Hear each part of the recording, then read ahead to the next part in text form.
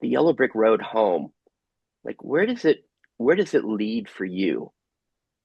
What is home for you? What is longed for?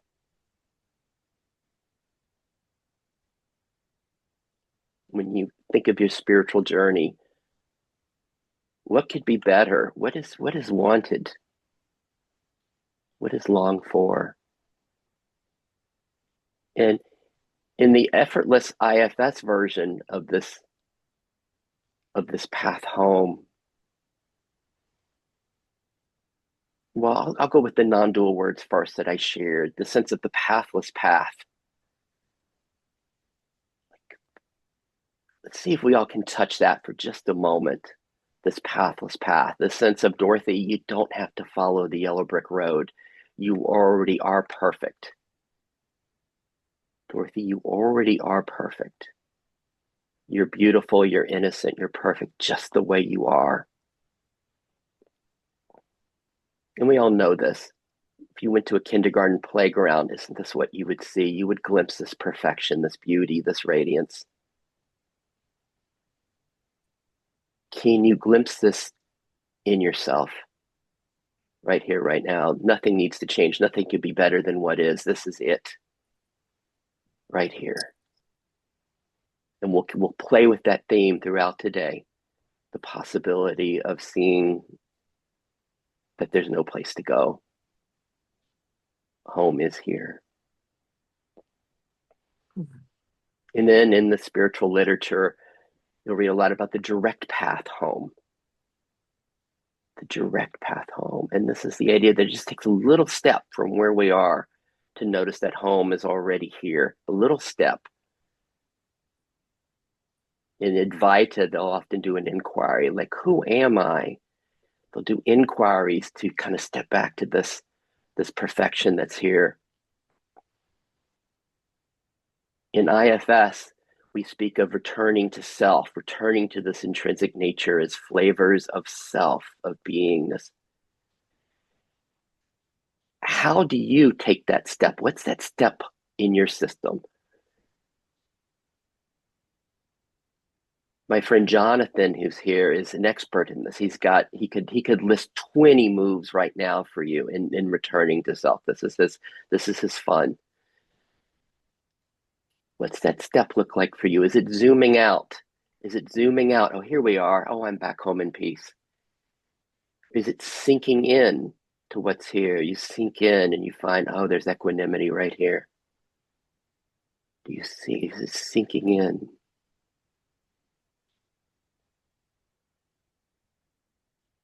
Is it an inquiry for you? Like, oh, where is home? Or where am I? Or who am I? How do you find self if it's a little step from where you are? Or is it just relaxing, taking a breath?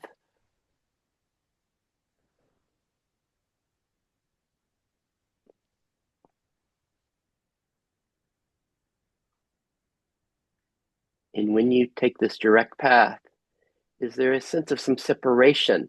Like you're moving from the foreground, you're moving from the busyness of the thoughts, all that Bonnie described, the kind of the difficulties, the challenges in life in the foreground, whatever's happening in your life right now. Does the direct path have you kind of separate from that and go to peace? What's it like in you?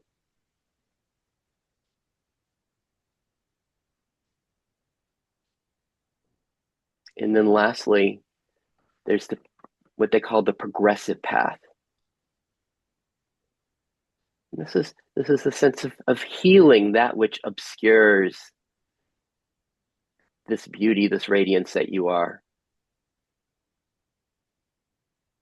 So right now in your system, what's the loudest thought, feeling, or sensation, which sometimes we'll label as a part? What's the loudest thought in your system right now? Is it, oh, I hope this is going to be helpful? Or what's Jonathan going to share today? Like, what's the loudest thought that you have? My back hurt. Oh, I want some of Sarah's coffee. Or Was this a good choice coming today? Or, I don't know if I like Sid's intro so much today. What's the loudest thought that's here? This is the progressive path. We become aware of what perhaps is obscuring the peace of our nature. And then what's it arising in? What's your flavor right now of causeless okayness, of self?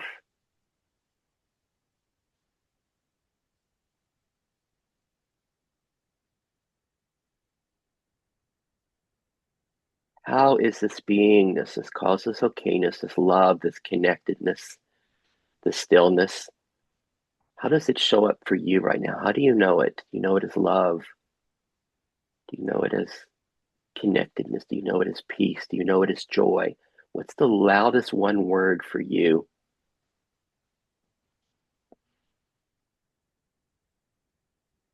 And what's it like to let ourselves be that as this background, as this space? And can you also be aware of that loudest thought, that loudest part that's here? Can all of that be here right now? And in progressive paths, there are dozens or hundreds of ways of helping to provide more space for this beingness, for this background. What happens in your system? What's your relation to the part, to the weather, to this that obscures the background? What's your relation to it right now?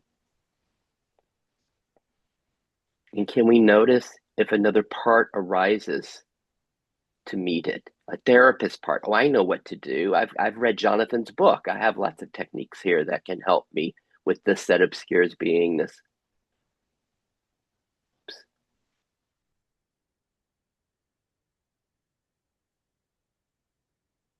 What's your relation?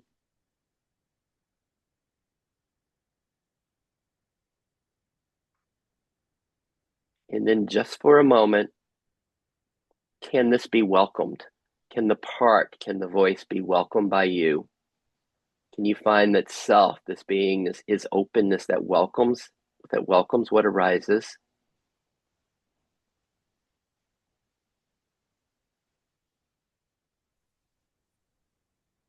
What's that like? And in a moment, we'll come back together. But is it okay that there's this loud voice or there are other parts coming? Like, hey, this is getting boring. When are we going to get to talk? When's something else going to happen? Can can this all be welcomed? Can the aliveness within you, the parts, the thoughts, can they all just be welcomed as they are?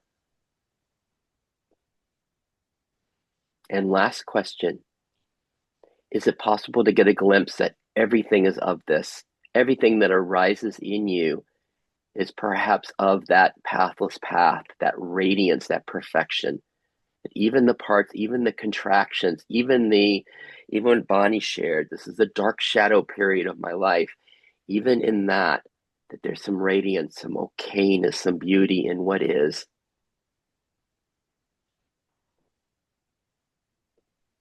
So gently, gently, as we come back together with the eight of us who are here with you, are you able to maintain some connectedness to this self, to this peace, to whatever your background is, awareness of what's arising, and include the rest of us here? So as we come back together, just want to ask you again, how are you? Because that's really what we're interested in today. How are you? What's it like being you? What's it like having all of this arise in you? How are you? And as you're being with that, if you can notice the foreground and notice the background, I'm just going to do my quick housekeeping as we've got some new folks with us today. And just my housekeeping is that as you all know, I'm a mediator. I'm not a psychotherapist. For me, we're nine friends exploring together. If everybody's good, being responsible for your own journeys today, if I could get a quick thumbs up from you. And then secondly, thank you. As always, I've got the recording button on so that the possibility of sharing this with others who aren't here. However, only my square is ever shared, never your image. However, some of what you share on audio could be shared as part of the video. If there's ever a concern about that, just let me know. I make you a co-host and then you click pause when you speak. That's my preference. However, at the end, you're like, oh my God, I wish I hadn't said that. Just stay on and let me know, and I'll delete what you said. If everybody's good that this might be shared, if I could get a thumbs up from you, please. Awesome. Awesome. Hello, everybody. How are you? What's this like? What was that like for you? How are you doing? What's the day like? What's it like to be you? What's it like to be you? And lastly, before we open it up, for me, this is a celebration of each of the nine of us. My intent is that you truly feel celebrated through and through, that your parts feel like it's a birthday party for them, that you get to have this experience of being loved and welcomed with whatever is being longed for.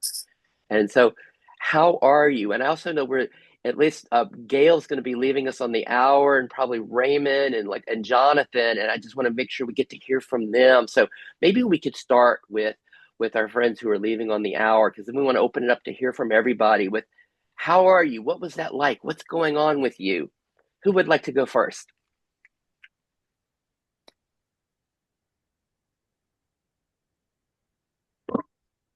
Raymond. Hi, Sid, and thank you for that beautiful introduction. That was lovely.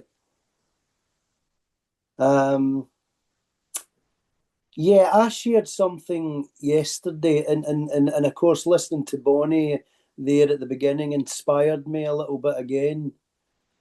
And all I'm going to say is, what is it within us right now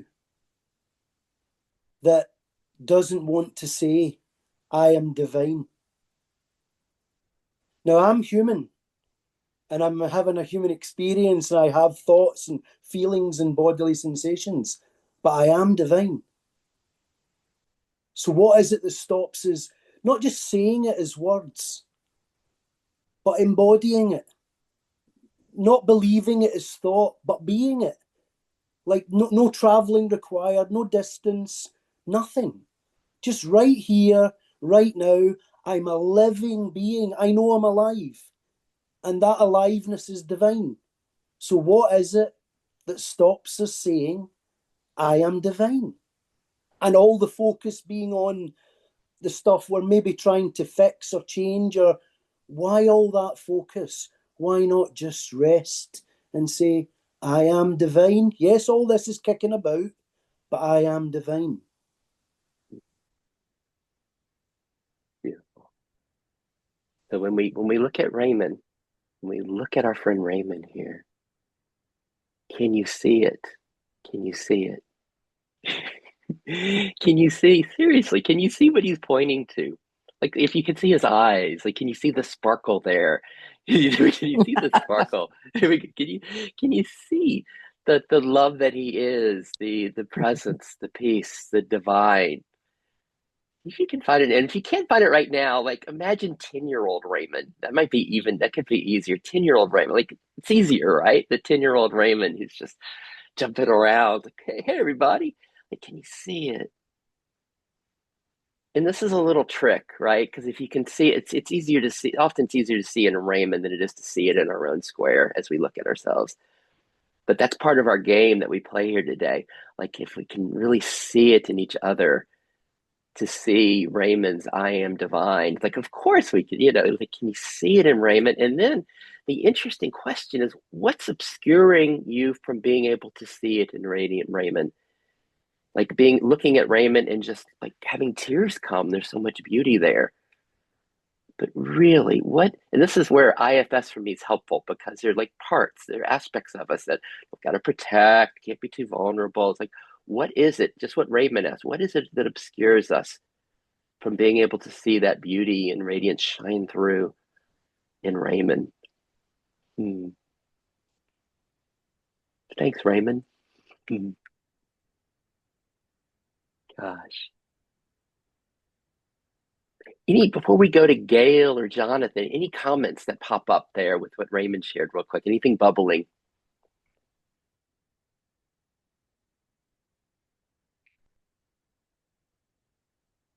Anything bubbling? And then Something something bubbled for me. Uh, I think it's often time, just the time dimension in life. And um, like right now, it's been hard for me to harder. I've been taking time to do it, but I need to kind of stop and connect with the divine, connect with the love, get quiet. Um, and it's hard right now.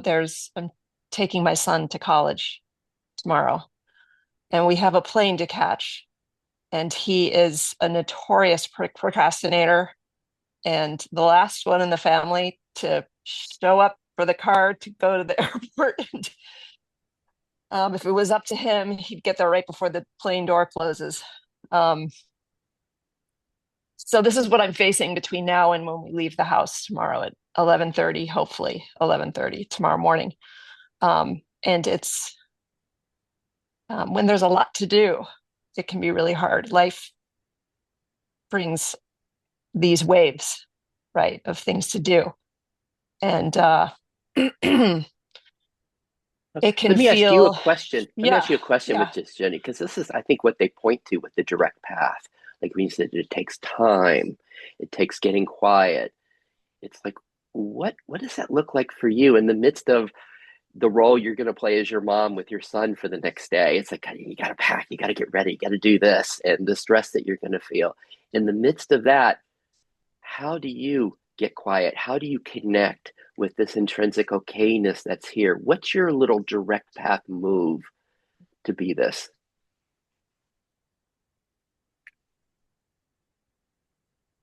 I think it's developing. That move is developing, but it's a sinking.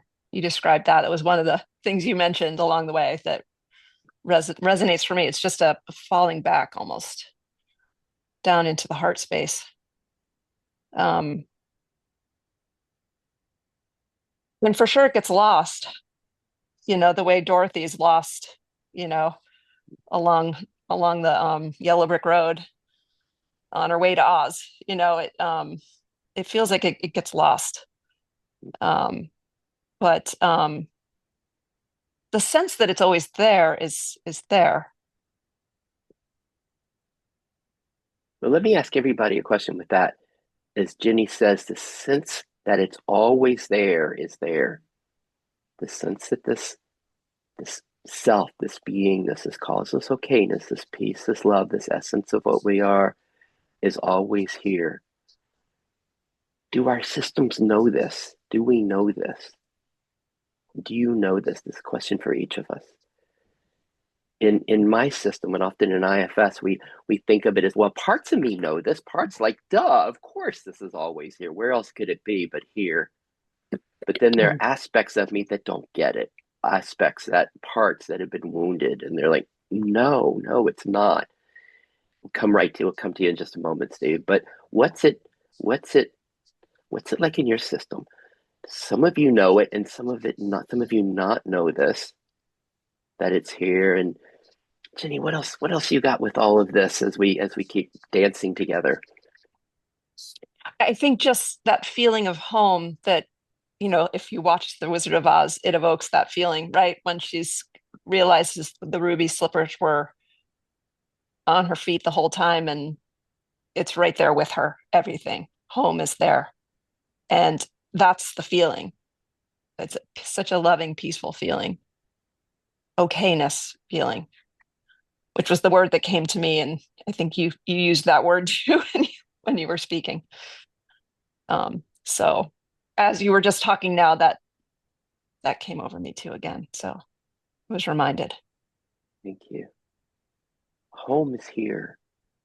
Dorothy, you already got the ruby slippers on. This okayness is here. But really, really, like right now for each of us, how do we know that the okayness is here? That home is here? That everything really is okay? Can we glimpse that?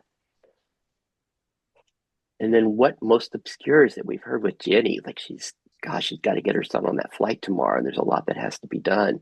What most obscures it for you? Thank you, Jenny. Let's pop to Steve, and then we'll go to Gail or Jonathan or Sarah if she's leaving early. Steve, what arises? Oops, we can't hear you,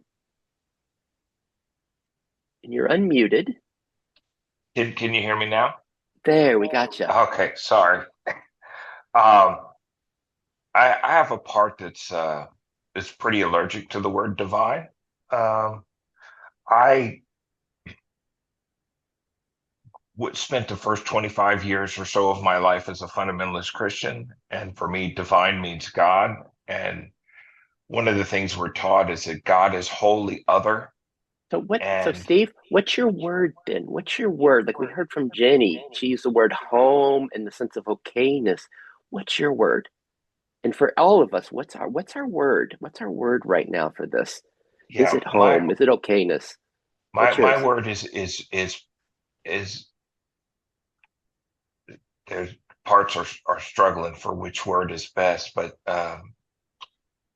peace is the strongest body sensation that arises, uh, but dissolving is the experiential aspect of it. I feel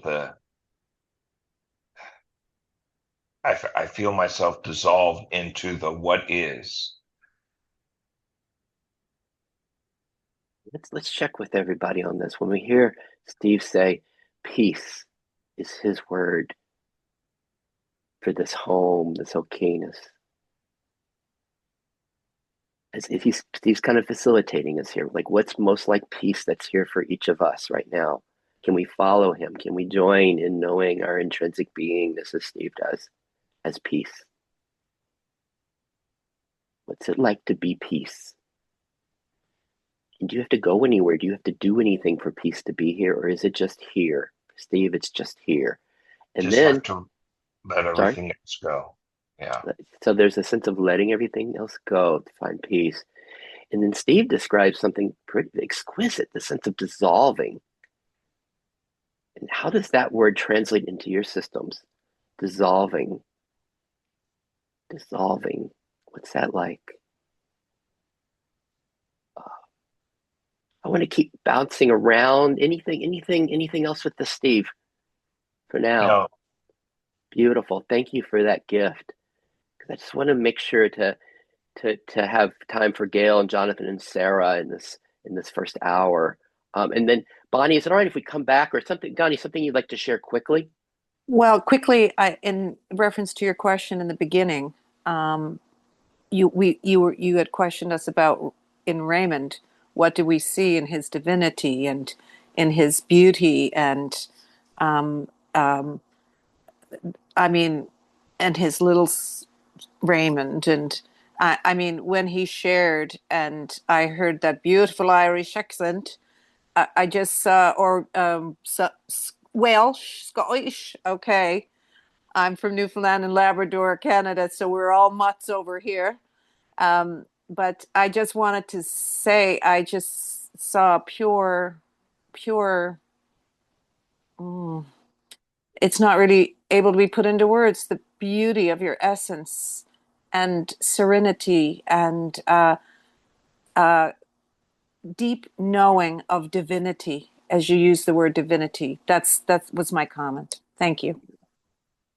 Thank you so much, Bonnie. And so this is part of our game here.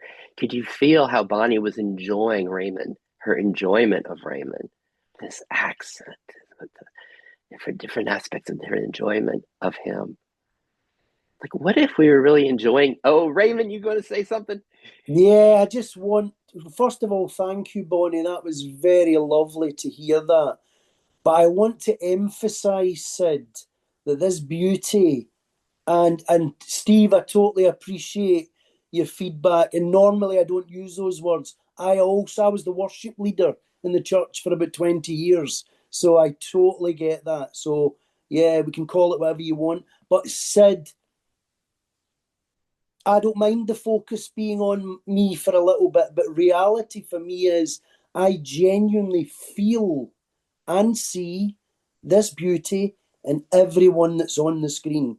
I'm not, and I don't need to say this, but I want to say it. I'm not special in that regard, but we are all precious. So I Beautiful. don't see any Yes. difference. Yeah. So that's a lot of our game here. Like if we can really find that beauty and where Bonnie just her enjoyment, if we can find that enjoyment in each of us, this is like a secret back way to come to enjoying everything that arises in us. Because if we can enjoy everyone's parts, if we can see their beauty and their innocence and just adore them all, like Vinder, who hasn't said a word yet, but you look at her face there, and it's just if you can find the adoration, the awe, the beauty there, then something lovely happens. This is where just in playing and being together, we end up adoring our parts and loving everything that arises in us. And then there's just a real shortcut for this spiritual journey home.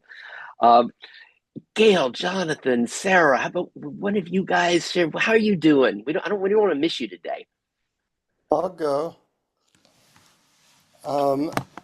I woke up this morning feeling uh, hurt by a friend, which I don't I don't normally feel. So it was pretty impactful, and um, and the fact that it was bothering me, and it has been bothering me for a couple weeks. Um, the fact that it was bothering me. Like, I know better. You know, it's it's her stuff, and but I have compassion. I normally don't get caught up in thought loops, but this has been a thought loop that's been going on for a bit. And when you were talking about welcoming, which I certainly was not doing, um, it helped to soften it a little bit. Uh, because my immediate reaction to something like that is to push it away, say it shouldn't be there, and that just doesn't help. Um, so going back and forth between that and expansion, it feels like a roller coaster going like this over and over Wow. again. Let me invite everybody into this with you, Jonathan. This is lovely. As we hear Jonathan describe what's happening in his inner world, right? What a gift that he's inviting us. He's willing to share this with us, and we hear that there's a part of him that's been hurt. Like, see if you can see this, almost like the theater of Jonathan with these parts, these characters, these aspects of him, right? There's a part that's hurt, and then there's another voice that's like, like I just gave like a 10-second intro to Jonathan. It could have been a 10-minute intro as far as who this guy is in the spiritual world. And it's like, and then he has this part that comes up that says, I know better than this. Like, I shouldn't be caught in this part. And so another part, I know better than this. Right. And another part comes. And so you need to push this away. Or maybe it's a therapist part. It's like, well, we just need, no. Like, if we can see this in his system, and then he says, but then there's a welcoming that's here. And this is what in Effortless IFS we suggest is our very nature. It just welcomes and loves what is. It's the Rumi's guest house. It just welcomes the guest. It welcomes the hurt part.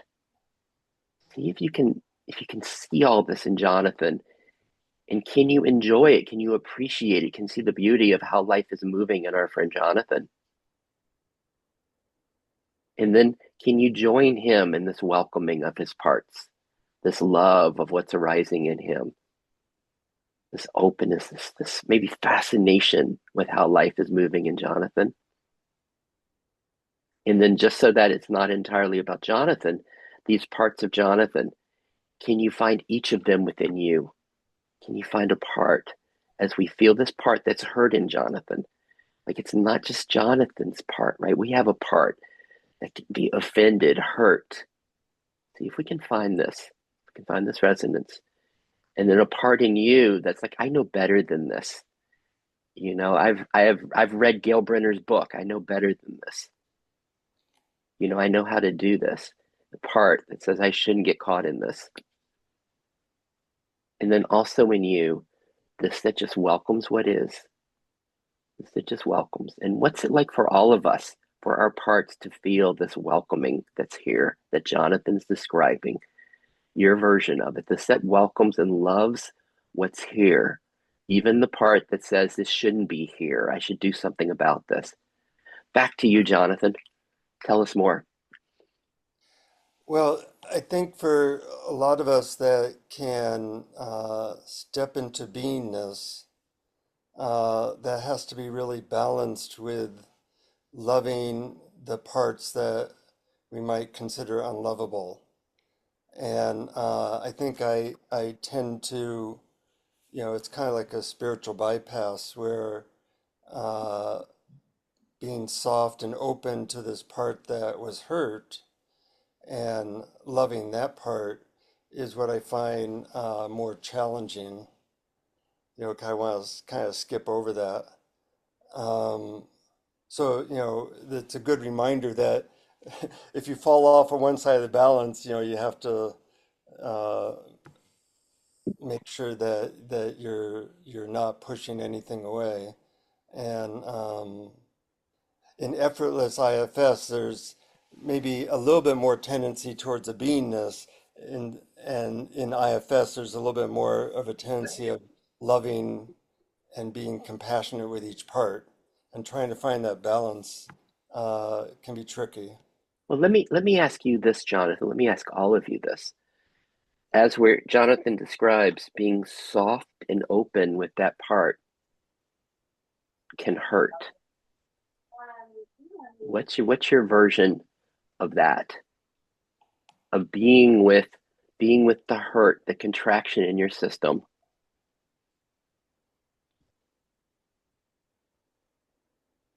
What's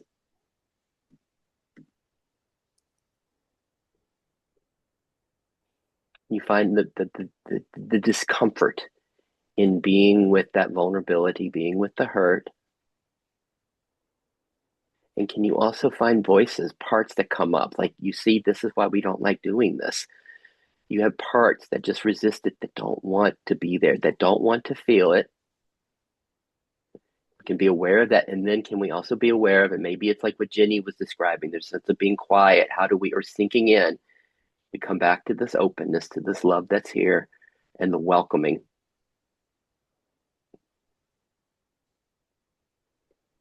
It's like in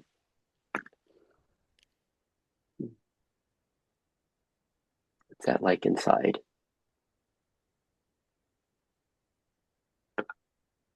Anything else with this, Jonathan? As you kind of are leading us into something just precious and being with our vulnerability and being with our inner hurt. Well, I see when I push that away that it just uh, keeps that loop going.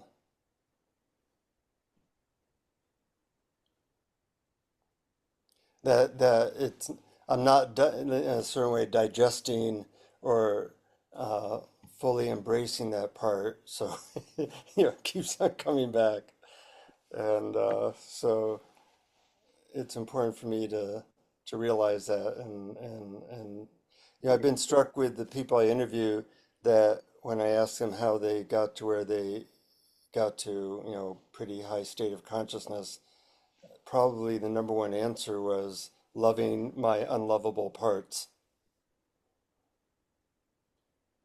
Loving my unlovable parts. So how does that play in each of our systems? Loving my unlovable parts.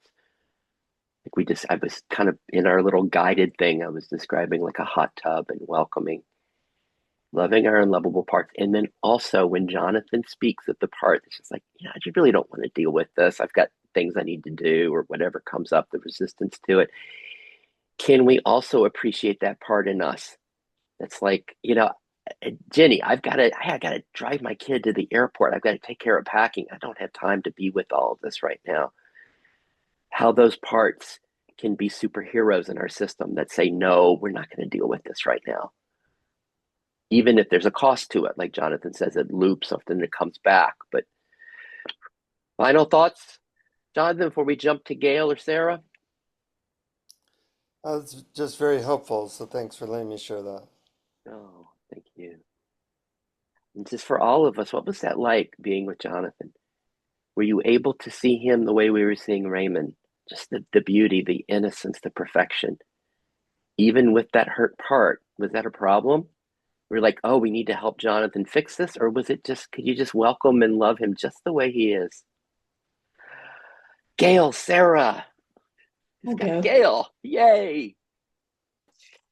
Um, let's see. So my experience during the meditation was just immediately, and even no time, I would say, just stillness, quiet, emptiness. And I was a bit surprised because I've had, let's talk about looping, Jonathan. I've definitely been there the past few weeks myself in something. So I was surprised.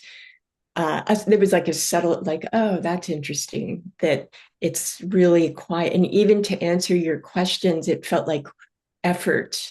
There was work, like, what's your main thought coming? I'm like, my main thought coming is that question is what's the main thought coming?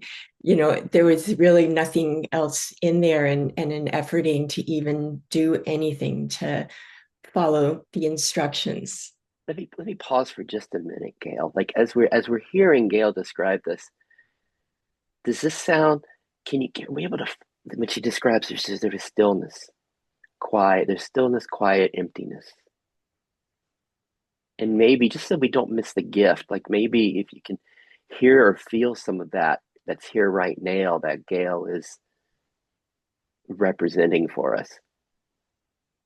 Where for Gail, when we were doing the guided thing, she was like, she's like, what was most disruptive were my questions because there was this emptiness, this stillness, this quiet. And so for each of us, what's most like what Gail's pointing to that's here now for you? Stillness, emptiness, quiet. What's most like that? And is it possible, just like what Jenny was saying about home being here, like Dorothy with the shoes that were already on, that this stillness, this quiet, this emptiness is already here? Maybe it's just a little obscured. Keep going, Gail.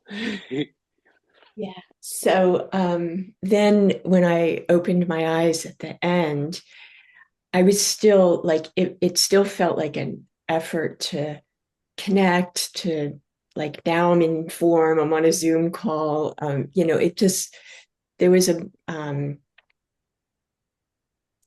see, I want to be authentic here.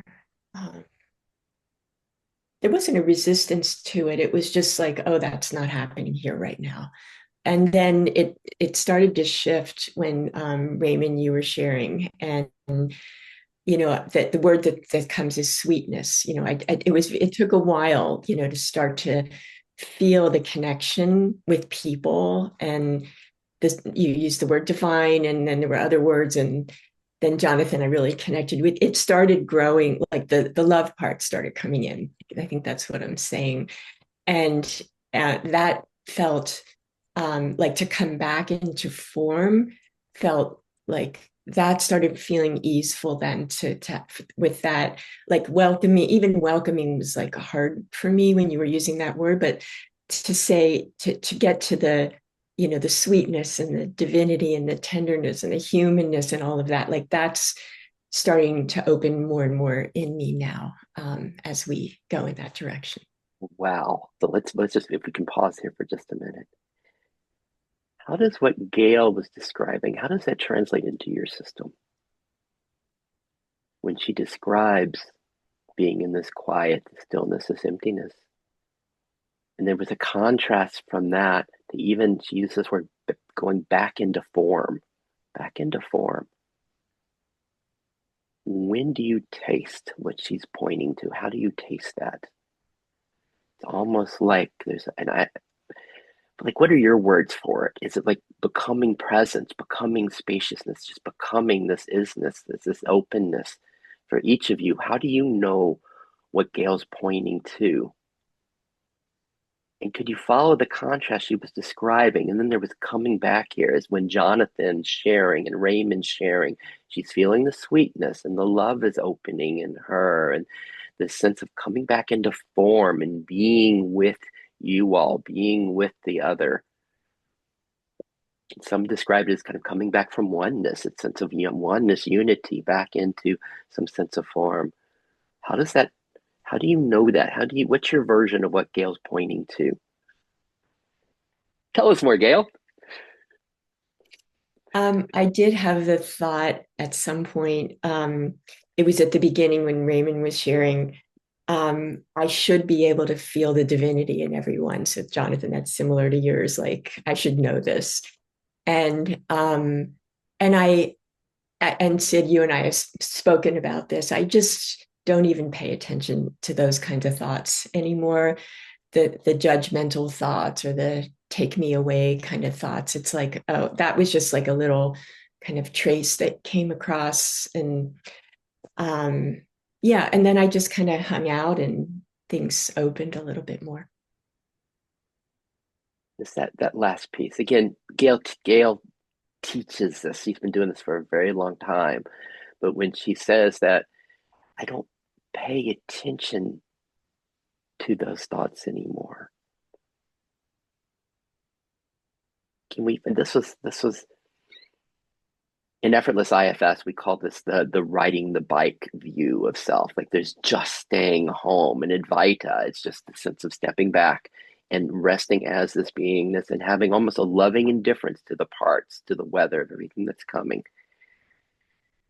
How does that play in your system? Even right now, as you notice the thoughts that are coming.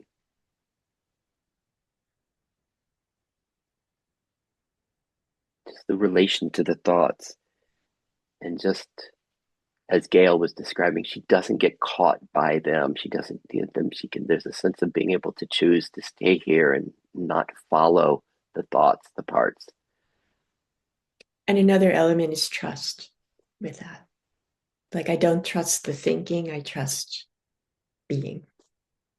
Trust being. So this brings us back to Jenny's, the sense that home is here. And this is a big aspect of this IFS. It's just we call it just getting to know the beingness, getting to know this essence, this intrinsic safety, this intrinsic okayness. And we all know this, right? When that's really loud in our systems, when that's very kind of here, it's easier, right? Not to get caught, not to get lost, not to get blended in the thoughts as they come by. Anything else, Gail? I think that's all I got. Gosh, that's all? I'm Anything up with something else. anything bubbling in response to that before we go to Sarah? Anything bubbling? That was a whole lot, and I'm so grateful for her facilitation. Anything bubbling?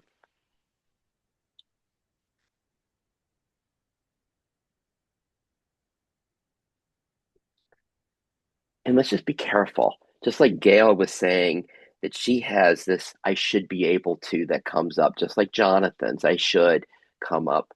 When we hear Gail speak, right? Again, she's a famous person in this world, and it's easy to say to have a spiritual achiever part come up and say, "Gosh, why isn't my system like Gail? Why do I still blend with parts? Why do I still get lost?" And that's just a part that's saying that.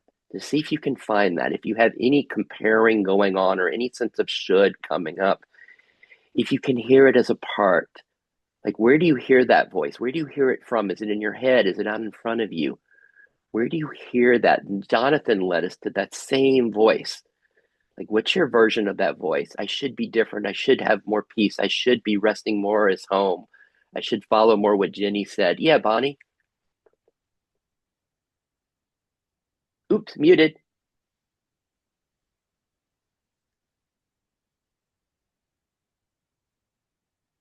Sorry about that. I'm just learning the Zoom platform. Immediately when you said famous person, I saw a judgment thought. A famous person in this world, I'm assuming spiritual world, author, known something. I saw judgment cross my mind, like I see the person on the street as is famous doing their job in this world, which I can't begin to understand in the mystical. As far as Gail speaking about coming back into her body once I could completely relate to it. Just takes a minute to come back from being in the communion in the mystical and then sort of landing back in the body and then being in connection with others, and all those should haves. Yeah, I should be able to connect. I shouldn't. I heard the word spiritual bypass. I should this, and the parts of ourselves, and then we can notice those thinking thoughts and then just let them pass on by. We don't stay trapped in them, and noticing even in the judgment of, oh, Sid said famous person. Ooh, I could somatically feel it. Like I acknowledge I don't know if you like, because I see that the world that we're living in miraculous existence uh, of a beating heart and a breathing body is pretty spectacular. Perfect. Perfect. Thank you. And thank you for pointing us there, Bonnie, because that's the game we're playing here. Thank you. Is just that if anybody sees a difference between Gail and themselves as far as the light of being, as far as the essence, hoping we can all even look deeper. If we see any difference in Sid or Vinder and Gail, let's look closer to like what is the light of being? What is this that we're enjoying in Gail? And can we find this as we look as we see our image, to find this in ourselves, to find this in each of us, because then it really becomes beautiful. Life, when we see this everywhere, that's the good stuff. And lastly, Bonnie's use of the word communion, in the communion. How does that translate for your system? In the communion, when are you in the communion? When do you have that experience? What's it like to be in the communion? What's your version of that? Before we go to Sarah, let me just ask you, because what we're really interested in is how are you? What's it like being you? How's this all going? What's it like? And notice if there's spiritual parts, spiritual achiever, or parts like Steve, like, wait, I don't like that word divinity. Whatever's coming up, whatever parts are coming up, can we enjoy it? Like the theater that's happening inside of you, what's it like here? Can you enjoy your theater? And what are you enjoying it from? Can you find this welcoming that Jonathan was pointing to? This that just welcomes everything. And can you see a little twinkle in your system? Just as we were adoring Raymond and seeing this radiance and beauty in him, as you see your own image, can you see some of that right here in you? That twinkle, that shiny, that sparkle of self. Because we're about to go to one of my favorite sparkles of self in my friend Sarah. Hey, Sarah, how's it going? He said, "Hi everyone. Well, there was a part that I was really happy to see people that I know, and then new people. Oh, new people. Interesting. What do they have to share? Who are they? What are their systems like?" So there was that curious part, and a sense of welcoming, and then in the deep dive, I could feel a few parts. There was some anxiety. Um, there was love. So there was, they're kind of like an opposite. And the feeling of love and anxiety, they're so different. So each one of them was trying to take over. And I had to be with anxiety a little bit. And I could feel it. I could feel it in my body. I could feel it in my legs. I was restless, just fidgeting. And the fidgeting just wouldn't stop until we finished the meditation. And as others were sharing, there was that part, the abandoned one came up.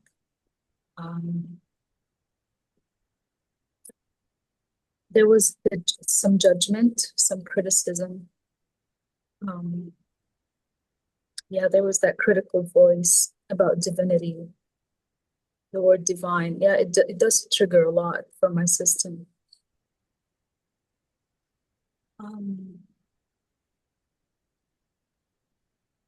Yeah, I'm just so grateful to be here today. Like I can see a lot of parts coming up. Let me include everybody in what we're see how this is going for everybody with what you just shared, Sarah. What was that like for you? What was arising in you as Sarah shares? Just notice were there parts arising? Like, yes, I can so relate to what she said. Like, what were the voices going on inside? How intimate were you with Sarah? How intimate are you with her now? What do you see when you look at Sarah? Are you seeing the light, the beauty, the perfection? Or is there a therapist part? Like, God, but that anxiety, that fidgeting, what about that? And then let's go on a little journey with her. Let's go and let's play with this. When she describes inside of her, there was anxiety and at the same time there was love. What's that like? Can we find this? Can you find this in your system? Anxiety, a little bit of fidgeting. Oh, I've got things I need to do, like the mind that's going place, a little bit of fidgeting there. And also love here at the same time. And does the love that's here, is it a part that's loving? Or is it from the intrinsic beingness? Like let's just notice love as a part. Love is a part. Love that loves as a part. To can we find those two expressions inside of us, the anxiety and the love? And then can we see them both at the same time? Can we see them both? What's it like when we do the Jonathan thing and come back to this welcoming of the love and the anxiety? And what's it like when our leg is fidgeting, when there's fidgeting happening? Do we have another part that comes up that says, gosh, this shouldn't be here. Look at all these beautiful people and this experience that I'm enjoying so much. Why is there fidgeting? It shouldn't be here. Do we have a therapist part that comes and tries to change things? And then and perhaps in this moment, for just a moment, maybe there's a sense that there aren't these lines between our squares. That as we hear Sarah's parts and we recognize our parts, that it's just like one big theater, one big stage, and all of these parts are here. All of our parts, everything that's arising is here. Do we have the capacity to welcome these other two parts that Sarah spoke of? She spoke of an abandoned part. Is our capacity big enough to welcome that too? Oh, there's a part that feels abandoned. Is it a problem if abandoned comes up here? Or can that be included and welcomed? And then she had a critical voice that came up, a critical judgmental voice that came up. Is it a problem that there's a critical judgmental voice here, or can it be welcomed too? Fully welcomed. Now, again, if you can do this with Sarah's, can we find our versions of this in our big stage here? Your abandoned part, your part that feels alone and separated. Can it be welcomed? Can it be included here? And your judgmental part. It may be judging Sid, it might be judging you, your judgmental part. Can it be included as well on the stage? Or is there something we need to do about it? Is it a problem that it's here? Or can it just be welcomed? What's our capacity? Can our capacity open to all of this? And lastly, what are we welcoming it from? This capacity, the stage, where are we seeing it from? Is it this silence of Gail's? Is it the openness of Jonathan's? Is it the love of Sarah's? Like what flavor are we welcoming it with? How's it going, Sarah? What are you finding?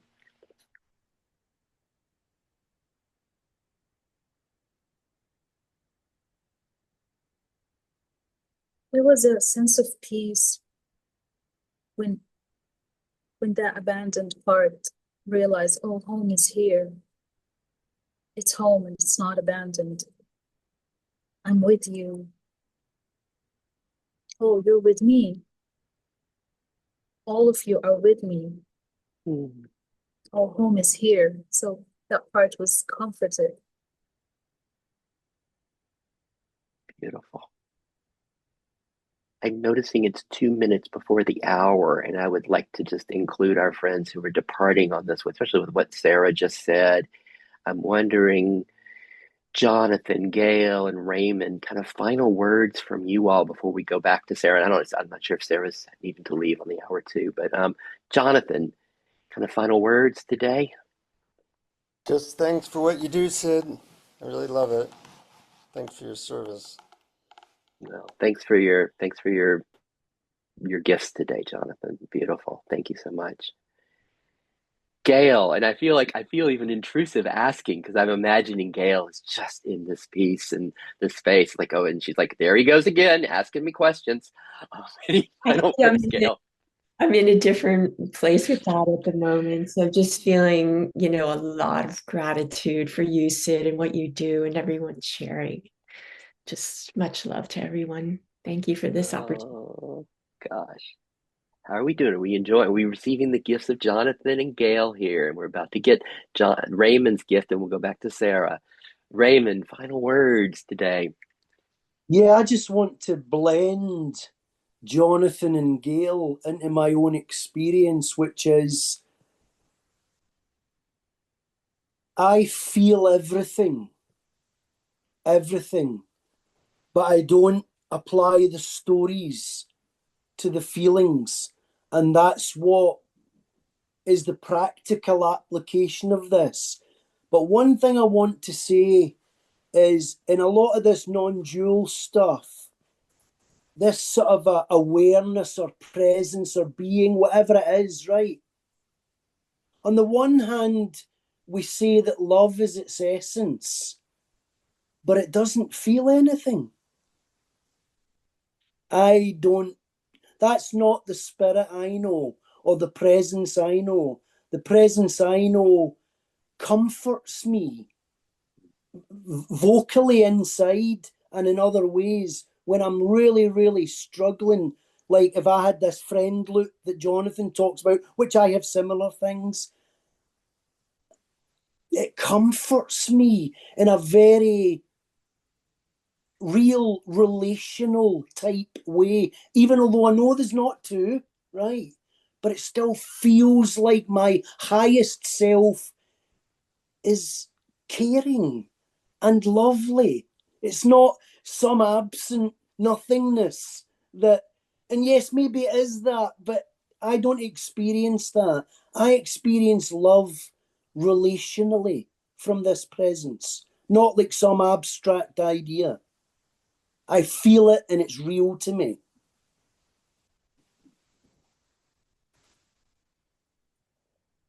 We relate to that. How can we find that? What Raymond's pointing to? This is real. This is tangible. Kind of what Sarah was singing. The sense of home was here, and her parts were feeling the sense of home being here just a couple minutes ago. Raymond feels comfort from this love, from this presence. He calls it the presence.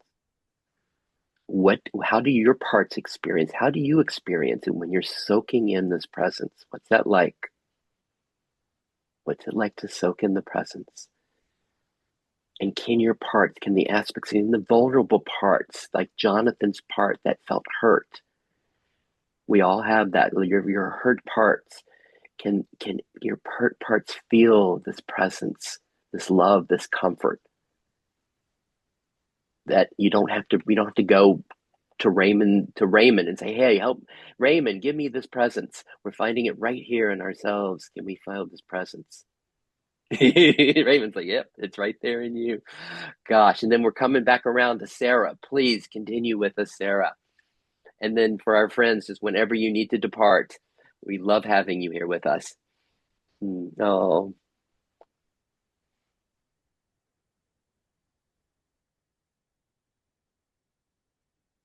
Sarah, tell us more. And then the good news, we haven't really gotten to dive in with Vendor. We're going to get to go back to Steve and Bonnie and Jenny as we're playing together. What's it like, this home for your part, Sarah? there's a little bit of adjusting my system, adjusting to all people leaving. And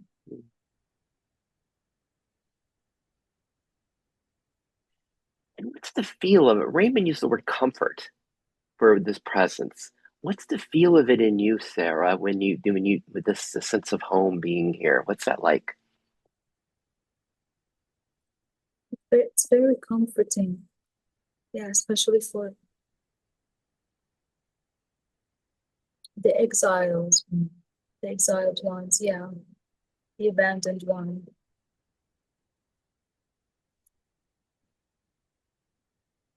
And the comfort, does it feel like they're being held like maternal love? Does it feel like this presence is just shining through? Does it feel like they're just soaking in a hot tub? What's the comfort like? What's the feel of the comfort?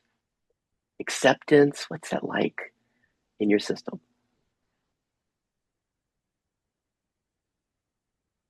It's a sense of peace and stillness um, that wasn't here before. Yeah, before that there was a sense of restlessness, um, feeling fidgety and just unsettled. That anxiety and just realizing, oh, that restlessness, that's the abandoned one. Um, when it feels home, there's more stillness. It's not restless anymore.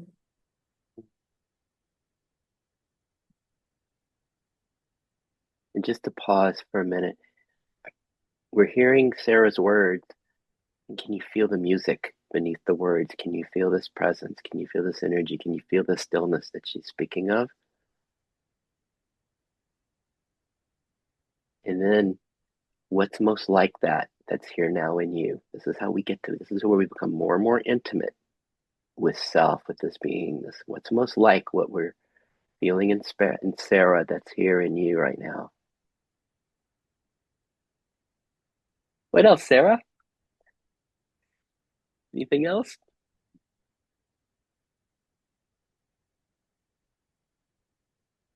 I was getting a sense of the intention behind the anxiety that was there. Um, It was a feeling of grasping. It was restless, grasping for connection. And once it feels at home and feels connected, there's no grasping anymore. So it doesn't have to be restless and grasping and reaching.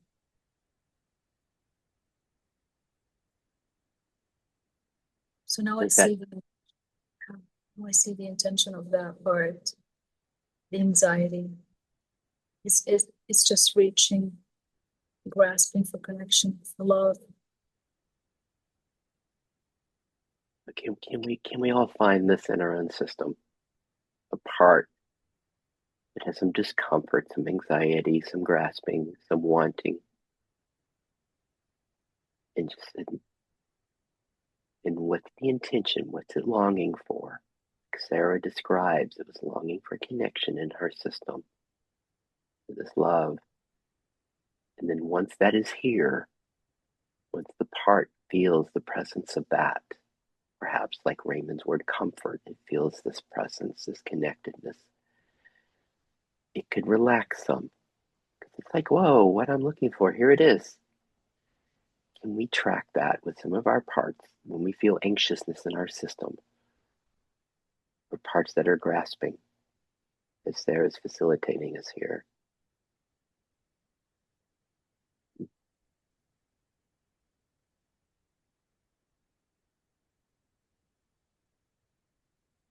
And then as we're experiencing this, let me just do like a quick little announcement, a little update in our system. Sometimes we do this with a loudspeaker, like in high school. It's like the announcement went throughout the school, like kind of like that for your systems right now. Just with the sense of that this peace, this love is here. however much that's being recognized right now in your system, that home is here, that okayness is here, that love is here, that presence is here.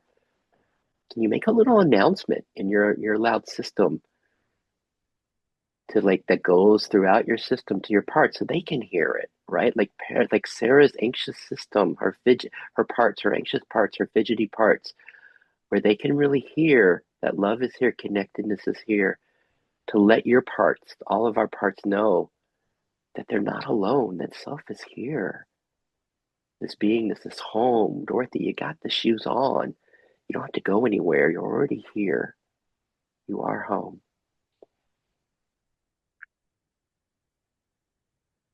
And notice there might be some parts that can't hear it. They can't hear this at all. And just see if you can find okayness with that too. Some of your parts aren't ready to hear this yet. Any final words, Sarah, in this beautiful facilitation of yours?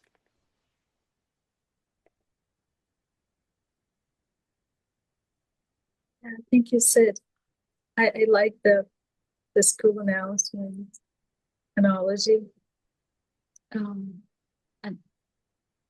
for my system, it's like the abandoned one is just a little child that wants to be picked up, and the comforting part, it's like a mothering part that picks it up, and once it's picked up, that little one just stops, stops crying or stops throwing a tantrum or whatever.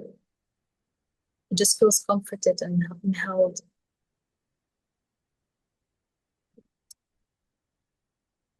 Yeah, it's that self-like part, the comforter, the mother.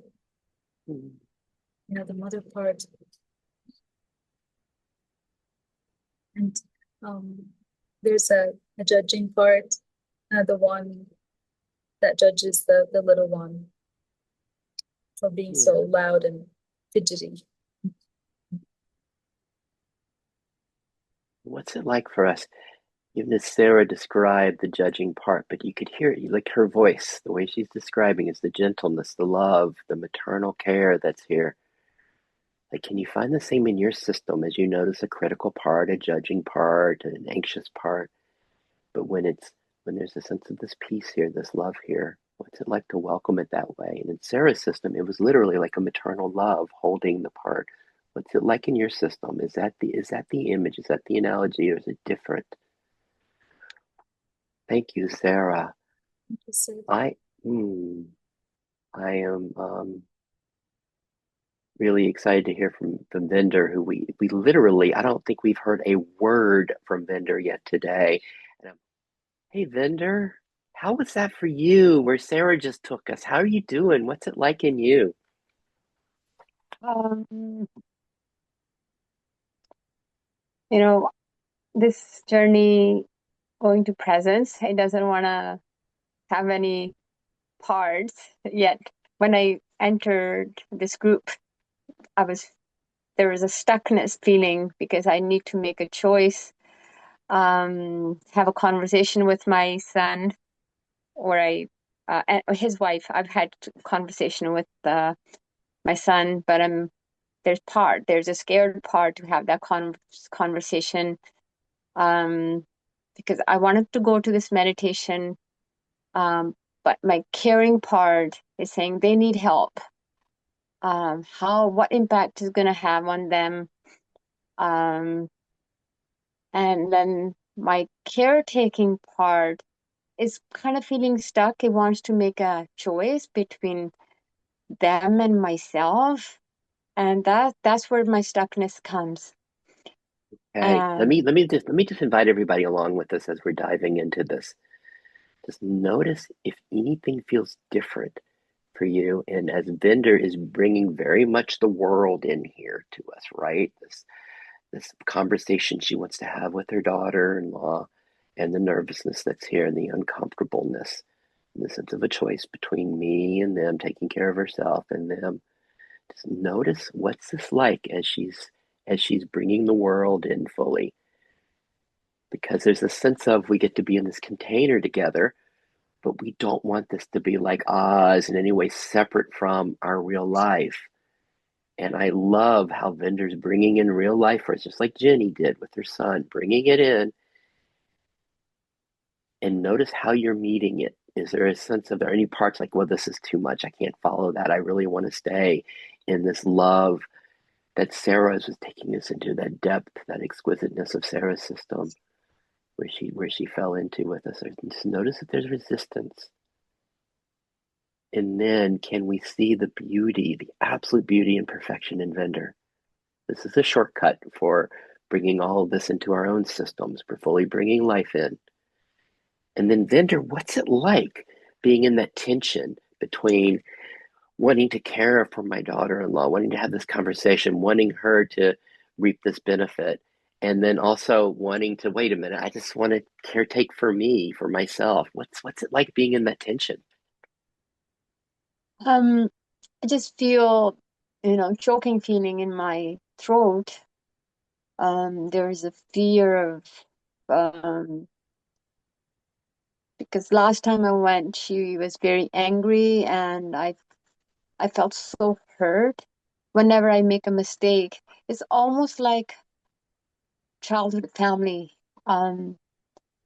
If I don't do it right, um, sadness coming up for me, Yeah. and I struggle with depression and anxiety myself most of my life, but I coped with by um, committing myself to others than myself. So I kind of lost myself.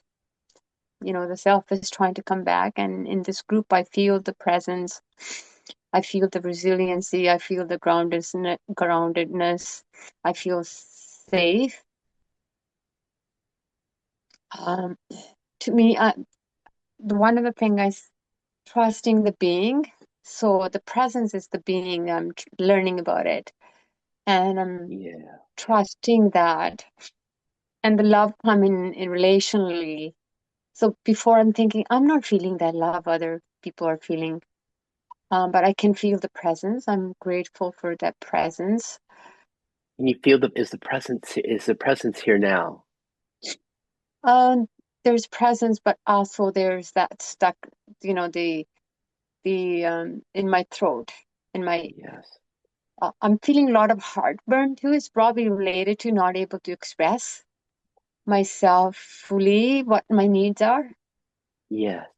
And so let me pause for just a minute here, because this is, Bonnie had started today in talking about the dark shadow period. And I think Steve was insinuating kind of the challenges out there as well, in contrast to this non-dual awareness. And can you feel the sensitivity to Vendor's system, the openness, the way she feels people, the way she feels the pain and the of her family and their challenges, and the way she wants to help, this beautiful connectedness, and how it becomes very real in her system, right? She feels it somatically. And so can we relate to that in our own systems, the way we let in, the way we, in our love for people and our love for the world, the way we let things in, like, Jenny's love for her son, she would, the sense of whatever it takes, just this full inclusion. And can we also sense, can you hear the beauty and the innocence in what Vender's describing with her parts? Even when she says there's anxiety that comes, there's depression that comes. Can we see the innocence with that? Even that. And for some of it, that might be scary. In anxiety, depression, it might be scary. But if we can see the innocence of it in Vender's system, it can really help us find peace in our own system when we have these flavors and the sense of stuckness that she's feeling. The stuckness that she's feeling. Let me ask you, is it a problem that there's stuckness in Vender right now? Let me ask you, is it a problem that Bonnie is having a dark shadow period? Is it a problem that Steve has difficulty with the word divinity, that that's not his word, that there's a reaction? Is there a problem with that? Or almost like seeing a piece of art, we can see the beauty in this. Like, you look at a piece of art, you're not thinking, oh, there's a problem, need to fix this, need to fix this. You can just see it in the beauty of it, just like Jenny and the anxiety that's there regarding her son and getting everything that needs to be done. Can we see it without that it's not a problem? When we see it from self, when we see it from this presence, so as if you can see that and notice this, that makes it a problem. It's a part that says, whoa, this is a problem. I need to do something about this. I need to fix this. It's just a part that sees the problem. And then there's this being, this love, this presence. How you doing, Vendor? What are you finding?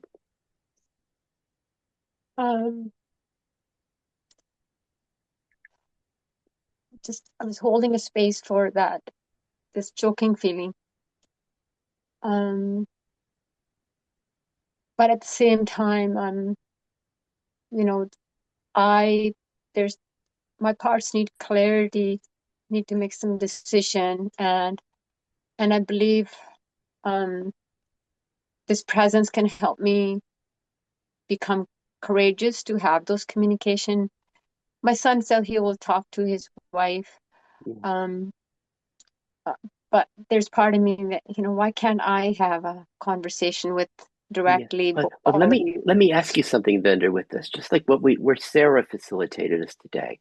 She had these anxious parts, right? And it was coming through her body in a different way than yours. Like you've got this choking, this tightness. In Sarah's system, it was a fidgetiness. It just wasn't a restless fidgetiness. And then something happened in her system. There was a sense of, what is it wanting? What is this anxiousness wanting?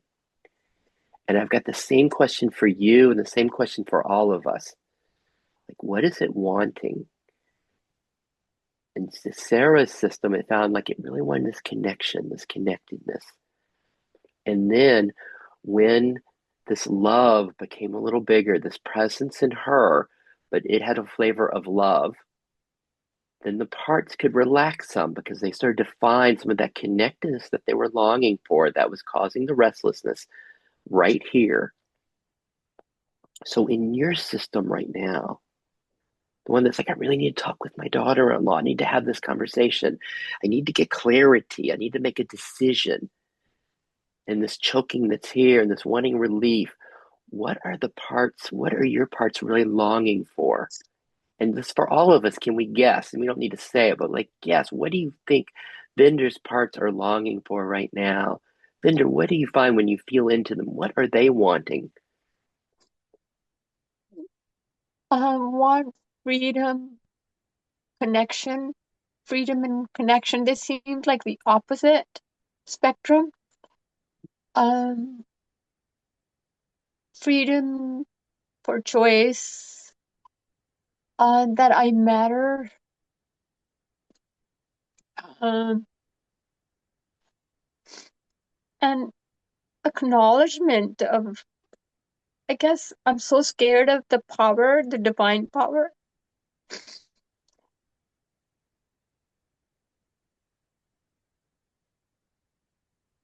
But now I'm thinking that the presence is the power. I feel so grounded in it, and I like it.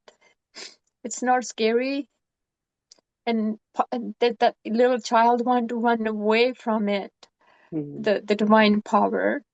Yes. So this longing, the tears, the longing, what the parts of Vinder are wanting, the innocence, if we can like really be intimate with these parts of hers and the longing that they have there, because there's nothing so everything. Just notice if there's anything foreign in Vinder's system to your system. We can all find this, right? We can all find it. This all plays in our system in mine, very similar. Everything she's describing here. If we can feel this longing for a sense of freedom, a sense of choice, longing for choice. I need to have space to choice. The longing of her parts for choice. We know, and a longing for connection. She has aspects of her that just longing for connection. I think it's safety. When I want to express my need and just feel safe to express it. Mm-hmm. I feel like The I'm just gonna be safety. pushed back. Safe So to express. I want to feel safe to so, express. so longing for this sense of safety. And then in our game, we try to get a taste of safety that's right here. See if we can taste the safety that's here, kind of like similar to how this comfort showed in Raymond and this love. and Sarah and this presence in you, if your parts can find any sense of rest and sanctuary and safety there, while in no way discounting how they're seeing the world and wanting it from experience, but just to see if they can find some safety here, some okayness right here for all of us. Can we find okayness right here? Some safety here. And do we not, can you find yourself fall in love with Vinder's parts? Really, can you really just find this compassion and love for her parts that are longing for? I just want safety. I want choice. I want connection. I want to be seen. I want acknowledgement, wanting to be seen. These parts of her. Because if you can fall in love with her parts, magic happens with our own parts. We can see the similar innocence opens up in our systems. Vinder, can you glimpse? In a minute, I want to open this up a little because sadly, I haven't done such a good facilitation job today. I really try to have like full space for everybody, and we really, Steve and Bonnie haven't gotten to share as much, and same thing with Jenny today.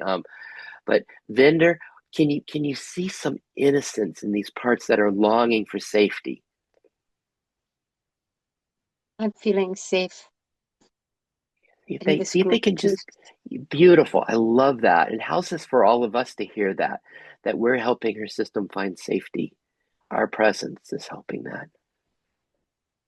And what's it like for your parts when they get to have a little bit of safety here, a little bit of break, a little bit of a respite? They get to find some safety, some connection, maybe some comfort. And then lastly, and this is where I'm really going to push the edge here. Lastly, can we all find perfection in her system, beauty in Vinder's system, just the way it is, even though you might have a part that wants to help heal her system and make it better? Can we find an acceptance and enjoyment of her system just as it is in Vinder's system, even with the sense of choking that's here? Can we find an acceptance, a welcoming of it, an enjoyment of the beauty? All you do is look at her, the beauty of Vinder just as she is. And Vinder, can you glimpse that possibility of okayness even in the midst of all this, the tension that's here? Beautiful. I wish we had lots more time. We could spend an hour diving into what Vinder's sharing with us. For me, it's so exquisitely rich in bringing real life. And we've just got 5 minutes left, and I'd love to see what's bubbling, especially with Bonnie and Steve and Jenny, what's bubbling here after all of this. How are we doing? Thank you, Vinder, so much. Something that has come up a few times, so I thought I would just voice it, is I think it can really help just the IFS technique of finding the exile and the age they are and who they are, and direct the love to that part. I think really defining that can really help, because when it's stirring underneath and you just direct your love there, it and Sarah was really talking about that today too.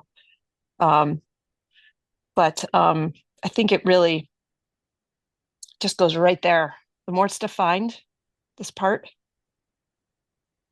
So I just wanted to say that because I also relate so completely, Sarah, to the abandoned one, and I know that exile well, and it just has helped so much when I feel it there to just love that child. So anyway. Thank you, Jenny. So what's this like, the gift that Jenny's pointing to, the sense of putting a little bit of a more of a spotlight on the parts as we hear them. And it's almost like this lovely question in IFS, like, how old are you? Like the sense that when we find most of them are single digit or under 10, right? And does that, when we do that, does that help engender more of the compassion, more of the love of our parts, just like we are doing a Vendor system to see the innocence? And I think I love what Jenny's offering here. Like, wow, it could be helpful to get a sense of, put a little more spotlight. How old are those parts in Vendor?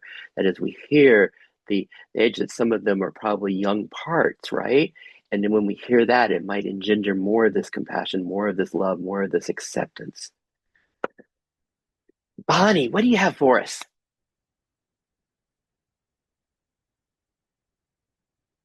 And muted.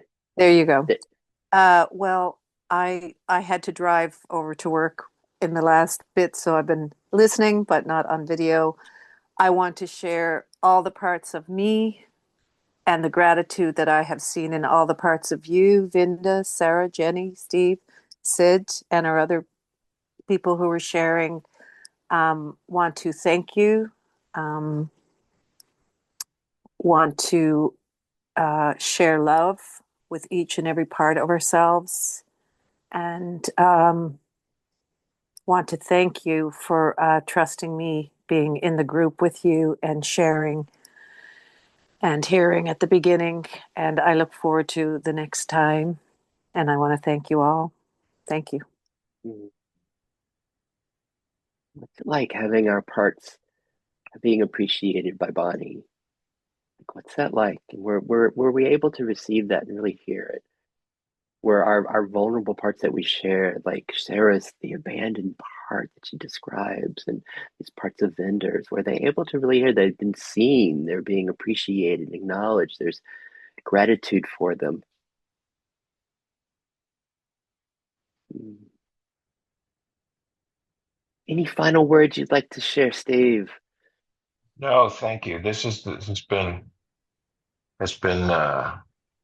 really an experience for me, and it's been good. I was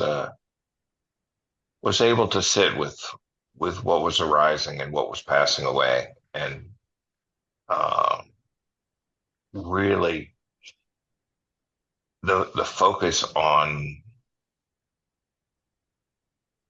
the parts, the focus on just what was arising, because it was a lot of different things. It was much more so than I expected. Aren't you guys interested? Don't you wish it wasn't like hour and a half right now? Like I would be interested in hearing all these parts that are arising. I'd be interested, like what were they in Steve? Like, aren't you also curious? Like, what were they? And as we hear that, is it possible again that like all of these parts, like we have our version of all of them, that we're really not so separate? And isn't that a nice feeling as far as this connectedness that we find that we are parts, so many of our parts long for? Gosh, such a pleasure to co-create with you all today. And just again, you get that, right? The way we co-created this, the way we co-created this, and the way like each of us was kind of leading from our sharings today, from the exquisiteness of our systems. Thank you for that. And I hope that you really did feel like you were being celebrated today. It's such a joy. And I look forward to seeing you again. Thank you, Bye. everyone. Bye. Thank Bye, you so everyone. much.